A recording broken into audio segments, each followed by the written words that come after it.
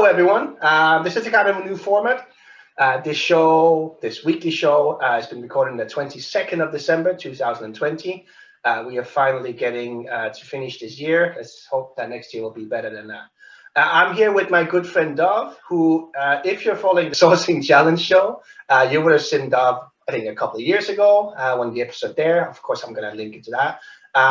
But the reason I invited Dov on this one is that I wanted to try something different, a slightly different format than the normal kind of interview shows that we always do, and have something where we come every week and kind of what's happening in the sourcing world. Look at articles, look at podcasts. We might get some guests on here for shorter stints, just kind of have fun. But to have the recurrent format and kind of connect with you every week to see what's happening in the world that we work in, new things that are happening. And for that, I felt that Dov was a perfect person. We've known each other for quite some time, and the whole kind of podcast show is perfect for that, because that's partly why we actually got to know each other. But yeah, welcome, Dov. Yeah, and the irony is that exactly 2 years ago we were recording the podcast episode where you invited me as a guest, and it was aired on the 30th of December. So that completely changed my life. That was 2 years ago. But we met on AirSource when we were sourcing for charity. Yep. And actually that was the moment when, it was very different for me to see someone else do the sourcing as well and try to work together, and not to put so much pressure on my brain. And I remember you said, okay, don't worry if it's, there are good days and there are bad days. And it's like, it's all good. It's like, really? It's like, we have nothing. Good years and bad years. I mean, you really don't want to go there. No, and I thought that was like exactly that. Like I as I told many people as well, like, why did I start like the podcast part of the Sourcing Challenge show? And it was there very much like AirSource was one of the only shows for me that was that kind of, it was only monthly, which always annoyed me because I wanted more. Like, who doesn't want more of Catherine and Andy? But also, like, it was relevant news for us, for what was happening, the events and things like that. I love being in the AirSource one show. 12 hours of recruitment content in one day was brilliant. And we were hanging out, sourcing for a charity and just getting to know each other. I don't even remember how many years ago that was. It's so long ago that Catherine's moved and now she's moved back again. So yeah, she's had a stint in another part of England. So that kind of wanted to bring some of that back. And it's partly why I wanted to do the Sourcing Challenge show and the interview part of it. But at the same time, what I'm missing is that kind of, just kind of weekly things, like what's going on. I don't want to do monthly because I think that's too far apart. I think weekly is perfect. You might not have anything every week, but like, I know you and me can easily talk for half an hour, 45 minutes, just for like about absolutely nothing. So if people want to listen to that, I'm absolutely happy that they do. Even longer. Exactly. Easy. Yeah. Just give us a bone and we're going to just chew on it. Exactly. So the format of the show is very much going to be this. It's Dov and I talking, kind of looking at what's happening in the sourcing world, what interesting events might be coming up. Hopefully at some point we're going to go back to being in-person events. Both of us have done a lot of online events for the last year. A lot of them together as well. So I feel like we're hanging out there, and we always take some time to kind of hanging up what would normally have been backstage, but in the online event space, it's just kind of grabbing a virtual table. I am looking forward to going to in-person events at some point. I wasn't too sad that there was none happening this year because I hadn't expected to go into any. But yeah, I can kind of feel it's like, okay, it's been a long time. I think the last conference I went to was in Seattle. And that was a very long time ago. That would have been like September 2019, something like that, even further back. So yeah, that's it's been a while.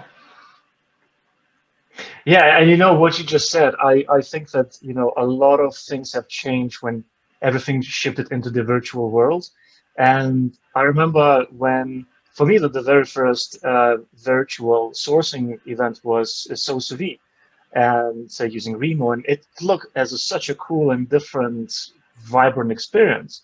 And then with every single event, you're like, that optimism just drops dramatically. And I think that this is like I've been hearing that people were sharing, like speakers were sharing the ideas that this is not the same, and we both saw that Erin Matthews, she wrote an article about it, and the title of the article is brilliant: "Virtual conferences are a bummer, and I'm done pretending otherwise." So, and I think that's the thing that she mentions quite a lot of points. She mentions quite a lot of points that we already kind of mentioned as well, that it's not the same. No. And something as simple, for example, as Hoover, there's no point in using Hoover anymore when you're at the virtual event because you're already virtual. Everyone is on the screen, right? Something as simple, right? And but what do you think from your experience, what you've had this year? What were the I don't know, what were the highlights in the sense that what you liked about things going virtual and what you've missed? No, I definitely agree with Aaron. I think, and she made some really good points in her article as well, is that what people don't see is all the, all the work that goes in the background. Like normally when we speak at a conference, that we'll get flown out. Like, it's like, I love speaking at conferences because it's more about just, going on stage and delivering a presentation about something that I prepared. It's the meeting the people, and I know Erin very well, and you can see that in the episode that I did with Erin as well. A lot of kind of where she is today in terms of why she shares so much in the community is because she's gotten a lot from the community, and her kind of big aha moment was when she was meeting Greg at the round table at SourceCon and kind of saying, how do you source on Reddit? And Greg was like, I don't know. I'm not touching that with a barge pole. And she's like, actually, I know, like, why don't I? And that was, the beginning of her kind of seeing is like, look, it doesn't matter how many years of experience you have, but we all have something we're an expert in. And Erin had used that really well and has kind of given a lot back to the community in terms of showing people that how she came in and became a speaker and speaking at conferences isn't rocket science. It's like the work she did. But it, like, as she said in the article as well, it's like, it's hard to say no. It's like, well, it's just a couple of hours of your time for this virtual conference. It's not anymore. It's like, you do spend a lot of time preparing for it. A lot of them expect you to kind of be there for question afterwards, and you also feel bad. I mean, you wouldn't do that with a in-person conference that you just go in, do your talk, and then you bugger off again. It's like, but it's also why, like, it's cool to do, but you don't do more than a couple of years, like a couple per year, because it takes you 2-3 days to the whole conference. When now it's like, it's hard to say no. So I miss that kind of conference feeling. Like, obviously, I love that the conferences are online because now there's recordings of most things, which I'm a huge fan of, because I always miss 99% of all the talks because I'm outside talking to somebody, actually meeting people, networking. I do the hallway track. Yeah, the amount of sessions that we've missed. I'm always like talking to each other. I'm like, the sessions I'm normally in is like, if it's people speaking that I want to support by sitting in the front row. There's a few that I've missed, and it's like, if that had been recorded, I'd really like to see that. But it's just never enough for me to pull away from, just meeting people, actually talking to them. So yeah, I'm definitely missing that. And the online thing is not, help with that. What it has helped for me is that a lot of the training has gone online as well. I think the first event that I did was even before SoSoV. It was a HR recruitment conference in Ukraine, and they had a cancellation last minute because Andre from Facebook in London was stuck in Malaysia or Thailand somewhere. He couldn't get a flight back. Singapore. Singapore, and he's like, my internet is not strong enough for me to do a presentation. Can you do it? And I was like, yeah, sure. So that was the first. But the highlight for me was when we did the amazing hiring tech sourcing training. We had 5,000 people sign up for free training over 5 weeks. it was really cool to see, like kind of looking back at it. It's like, that was nice to kind of sharing that. When you actually start looking at the numbers, it was similar to all the conferences now. Like the first talk, you had a lot of people signed up, but they never actually attended. And it's like, that kind of thing. And you can see it now. It's like, there's a lot of saturation with online conferences that people are just like, it's just another Zoom meeting or another online meeting. And it's like, they don't really pay attention anymore. We saw that with the last virtual conference that we were both at a couple of weeks ago. You had 5-10 people in every session, and it's like, it's just not worth it for me for a speaker for this. No, because you see, what I've noticed that a lot of speakers that I follow who are our friends, and whether we meet and we engage with at the conferences, most of the times they are creating original content. They're not recycling their content. And Erin mentioned about that in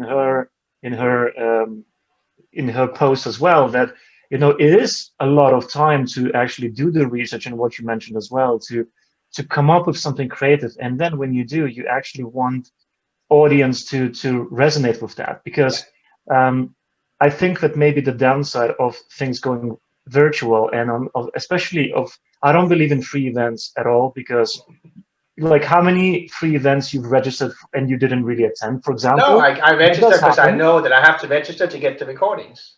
Yeah, and then you don't necessarily value that. It doesn't matter who's presenting, but sometimes it's just like you forget about it.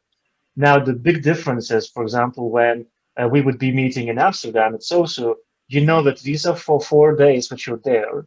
And yes, you have your laptop, you might need to work, you might have interviews or meetings or whatever. It's always my daughter's birthday when SOSU is in Amsterdam every year. Yeah. But still, you already plan ahead, and you're going into the conference with the mindset that this is the conference, and it doesn't matter if I'm speaking or I'm just attending, but my goal is to meet people, to talk to them, or to watch presentations or so on.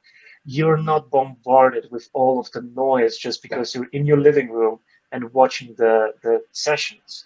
And this is a very big difference, because, and I think that maybe this is what organizers are not taking on board as well.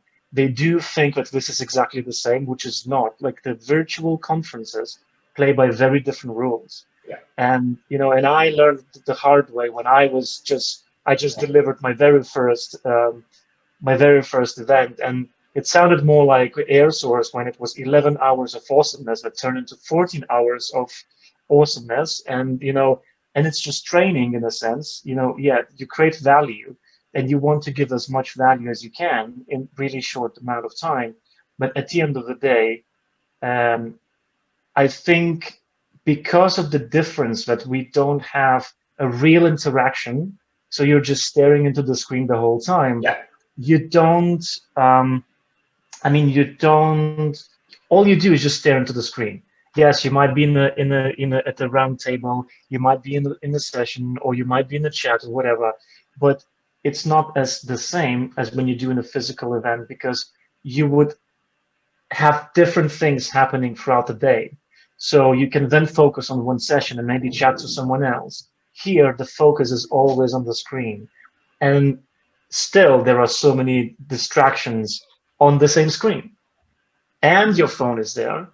And for example, when you are in the real event, you're sitting, for example, in the first row, in the front, when you're supporting your friends. You're not going to be on your phone all the time, right? Unless you're tweeting it, you could be, but yeah. But you would not be on your phone the whole session, right? Now, when you're listening to the session, you might be doing something else, and you're like, oh, I'm chatting like this, And especially sorcerers have how many screens? Like minimum 2. So you always have something running in the background. And for me, the question there is, first of all, do we get as much as we potentially could? And where's the value of the presentation itself? Because it takes a lot of time for speakers to create it in the first place. And if there is no, return of investment for them, because the challenge is that a lot of people in our circle, they are on day rates. So if they are sacrificing their days to go to the conferences, even if they're not, because it's virtual conferences as well, like they're not taking days off. Like they're not telling their boss, like, I'm going to a conference, I'll be in Amsterdam, I'll read my email once or twice a day. It's like they're like, even if they're not paying for the conference themselves, it's like their boss is paying for it, but then it's like, but I still expect you to do all the work. It's like, you don't have that. You have your training budget in a lot of companies, but you don't take the days off, kind of thing. And that's the thing. I think, and that's partly why we were like, with what I liked with what we did with the sourcing training, and it's we're gonna do something similar in the new year in February, but paid. So no more free, no more free coffee. Because you kind of see, and I saw that like 5,000 people sign up, and I think I could see how many people actually attended the events. And because I made training out of that whole thing, I cut down the 15 hours of video into smaller blocks. I'm probably the only one who's seen every second of the training at least once, some of them 3 or 4 times, because I edited all the videos. But because I know it's like nobody's going to sit through the recording of a half an hour presentation, a 15 minutes Q&A, and then another, half an hour, 45-minute Q&A, like, unless it's broken down into smaller bits. So it's like, okay, where's the natural kind of breaks? But what we did well with that is that it was twice a week. It wasn't 4 days and full on. It was twice a week for 5 weeks.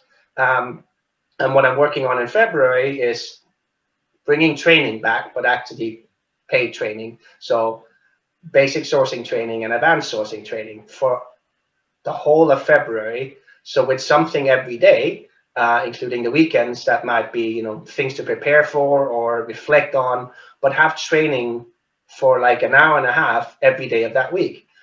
That also gives people, if they're not there live, which, you would hope they were, so they can ask questions, because that's part of like a lot of the things that people are missing. That the Q&A part of the online events is the most brilliant things. And the part that you can actually do a live demo in your talk. So rather than just sharing, your PowerPoint and your, which normally do, because the internet connection, wherever hotel you're at, is never good. You can share, like, this is the theoretical part of it. This is me showing you how to use that in practice. And then, what questions do you have? So I want to do that every day, but also give people that, they can watch the recording. And if they still have questions, they stay open for that, to ask the same trainer questions on another day. Nice. Because I think that's the thing that we need to get back to. And what kind of platform are you thinking of using for that? I'm using Podia, which we use for the training. So, using probably as webinars, like every day as webinars, but then have the recordings in, like, is then as soon as the webinar is over, the recording is in Podia, which is what we use for the training side. So that is a proper training side where people log in, they can track their progress, and they can see, what new is there, but also that you can put support materials. I want to be able to link back to, like, similar to, Aaron wrote a brilliant article this week, but I'm like, go back and watch the interview with Aaron. If you don't know who Dove is, go back and watch the interview with Dove. It's like a lot of that kind of thing that I didn't like for conferences, and why I wanted to do a lot of the interviews, is that you never got to know people really well, because you always had like half an hour with them, sitting down for a beer or in between a session or something, but you never really got to know each other better. And we are missing some of that. But also, having online, like, can you spend an hour and a half every day for a month to actually learn something? I think that's much more powerful than shipping you off for a 4-day conference somewhere and you come back and you just information overload. Yeah, and that's the thing that after having my own experience with the new format that I was building, I've learned it really the hard way, and I got the feedback that we need to make gaps in between sessions for people to actually go offline. 14 hours in a row? It was 11. It was 11 hours of content. So it started at 11 and it finished at 9. So that's a little less. But then we ended up having another 3 hours of just kind of after party chatting at the round tables. But it was full on. Like there was time for like 30 or 45 minutes for like networking time. Yeah. But we had 18 sessions during the day. So 18 sessions in 11 hours, that's Yeah. a lot of content. And some were really practical, some were interviews, some like where, panel discussion and so on. But I'm already building a second event, but it's going to be very different Exactly. And I mean, that I because think that's it's too much. We don't want to what overwhelm I'm people. afraid of, though, is that people have gotten in their head what online conferences have been in 2020, and that they're not going to go to anymore because it's like, you know what? Well, I'm not getting anything out of it. I would love to see. There's not many other conferences that I know that have freely given the videos, but I would love, because I'm a video kind of guy. I have no problem missing the whole event as long as I can get the recordings, because then I can double speed through it if I want to, and I can pick out the things that I'm actually interested in my time when it fits in my schedule. And that's kind of what I want to build on. It's like, I think that's what it is, but I would love to see like how many events that's actually the truth, that people watch the videos rather than being there live, because I don't think people do that a lot. I think they're either there live or they don't watch it. Yeah.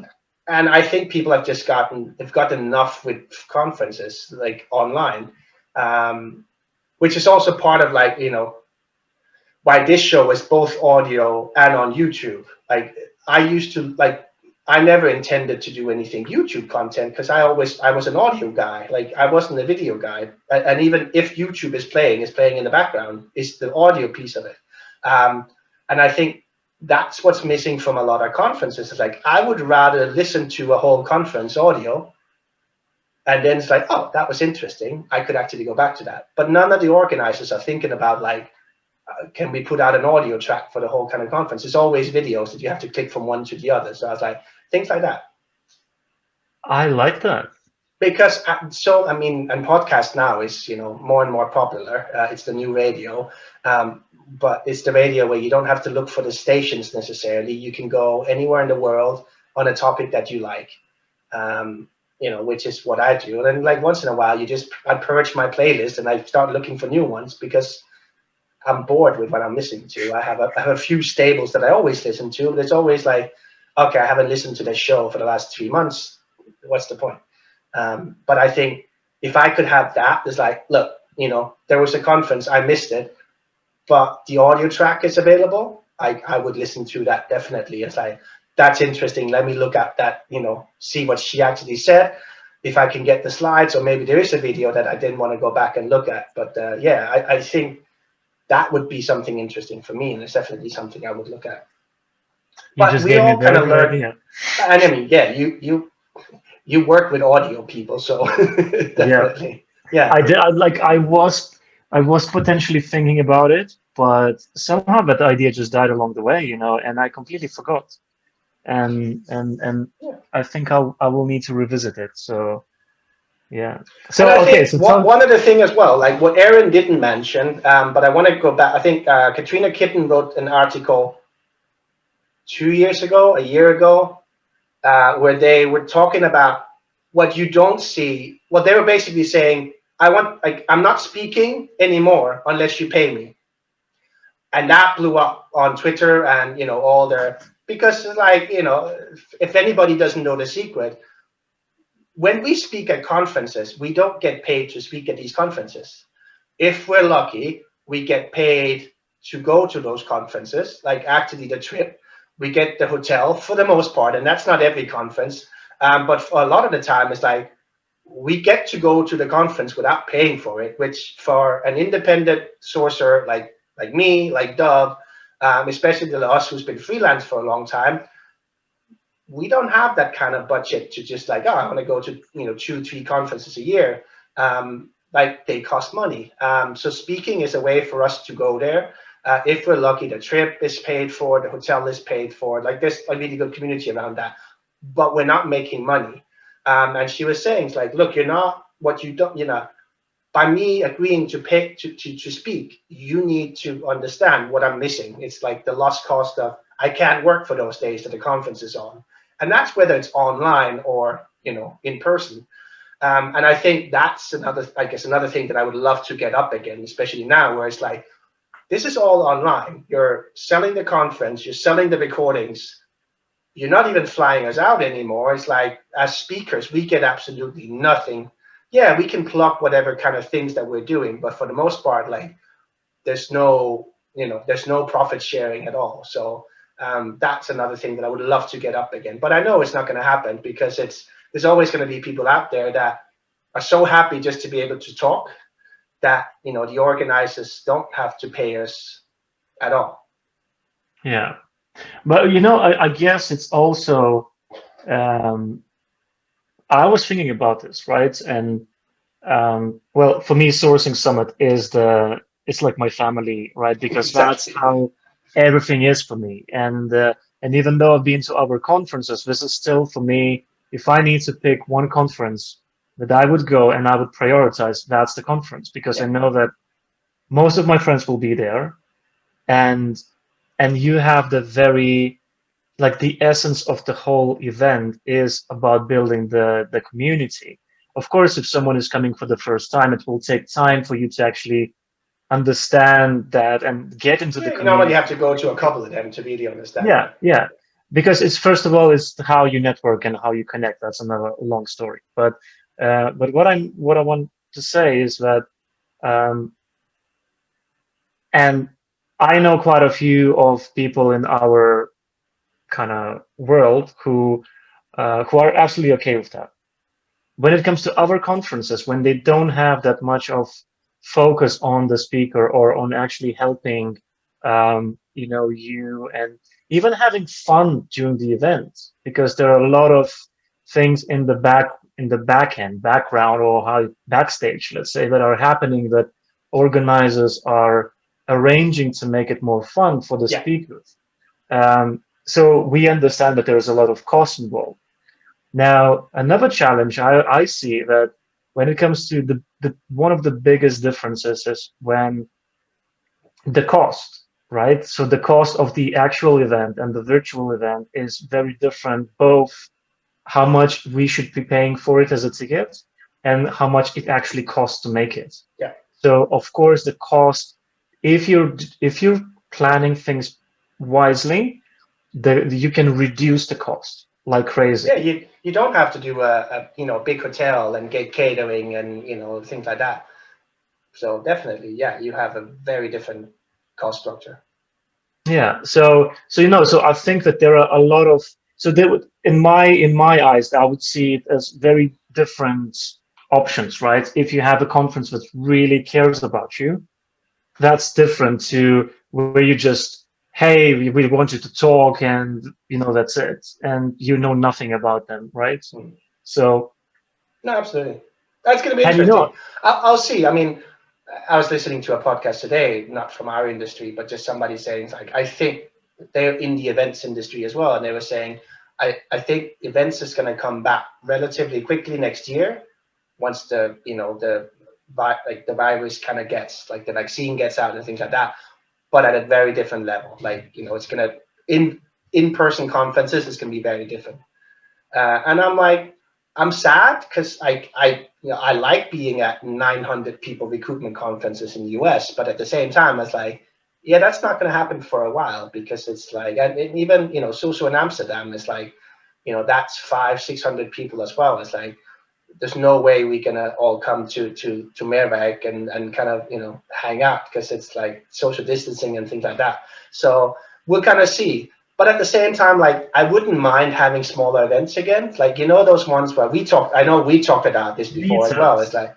like these 50 people events where you just like, I'd rather spend 2 days with 50 people and really learn something, and really do some proper, like, training. Maybe you don't have to have 70 trainers or speakers like you do at the online conferences. You don't have to have 30 but just like, do a few people that really have something to share, and then do much more kind of like a mastermind. So I'm hoping that's something that is going to catch on more. So rather than sending everybody to the same 2-3 conferences every year, then look at, like, can we do something smaller but more targeted?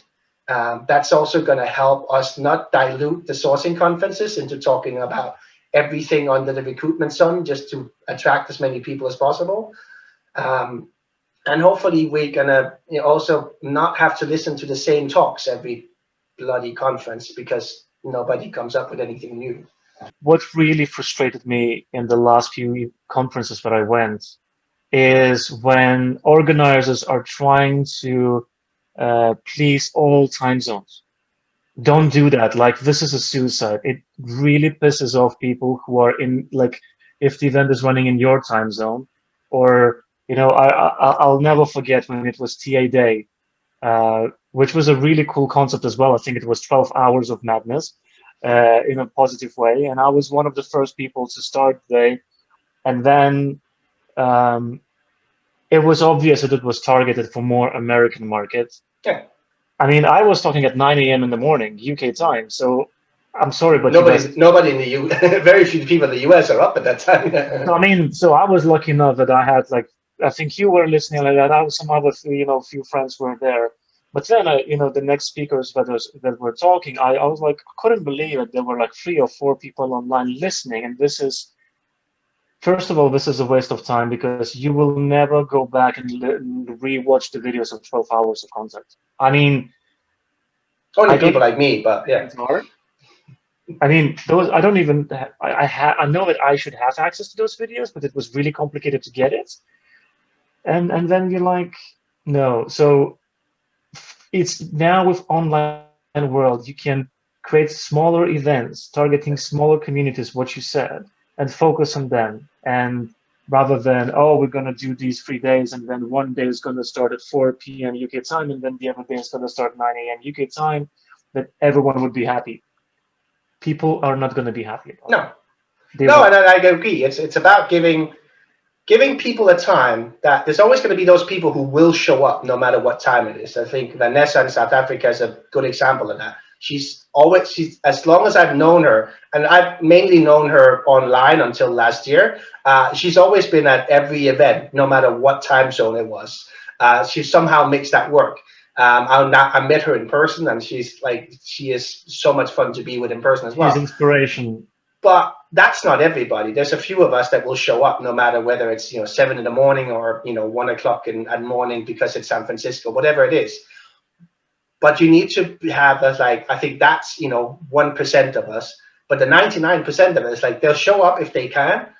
But if they relatively quickly can catch up on what's been going on by selecting what talks they wanted to see. So the whole thing with getting the video a week later, I think that's where it falls down. I think that some of the platforms that we have had was brilliant with actually that the organizer can, but I haven't seen any organizers use that. So my kind of thinking is if you missed the talk, you should be able to go back and listen to it relatively quickly after.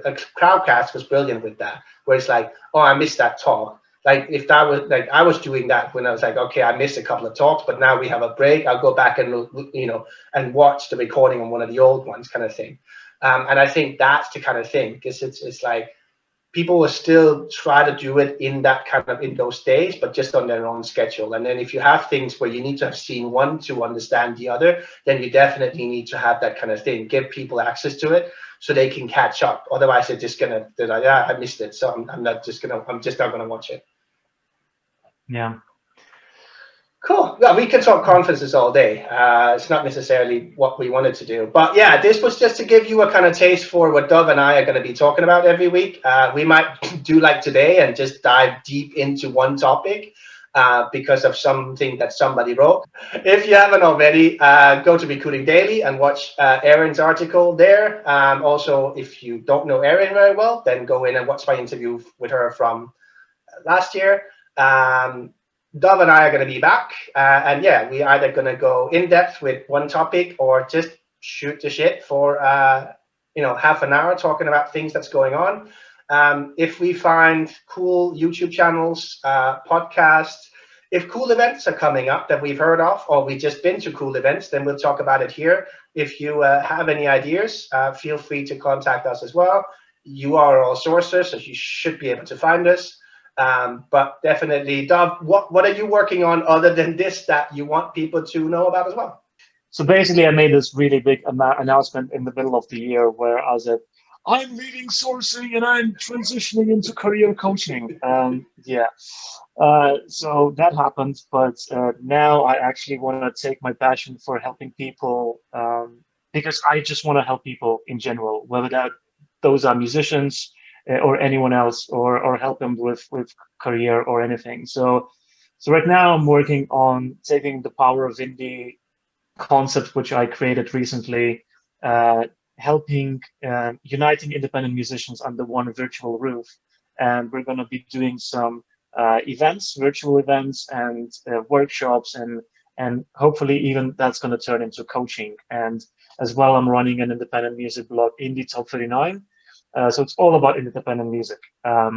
So yeah, if you're into music that no one knows, come check it out. Excellent. And I am, other than actually trying to keep down my day job, also, as always, working on different things. One of the exciting things for me is that in February, I will be doing some online training, both two different tracks, basic sourcing training and advanced sourcing training. I've partnered up with our good friends, the Lokenbergs, Kim and Gordon. Dov and I know them very well because both of us have Very stepped on well. both their couch and have been their guests many times. And Aaron Lintz from the US, to go more in depth with both the basic sourcing training, but also to take the next step, advanced sourcing training. So we are spending all of February essentially doing two different tracks. One basic track for, it's going to be an hour and a half of training per day. And in the weekends, it's going to be, different kind of homework assignments, different kind of reflections, and like having something going through all of February. So we start on the 1st. You can find out more about that on sourcingskills.com. It is, both of them are paid training, but you'll definitely see, it's going to be 20 hours of training basically for each of those levels, with some of the people in the world that I have learned a lot from. So I know that you can learn a lot from as well.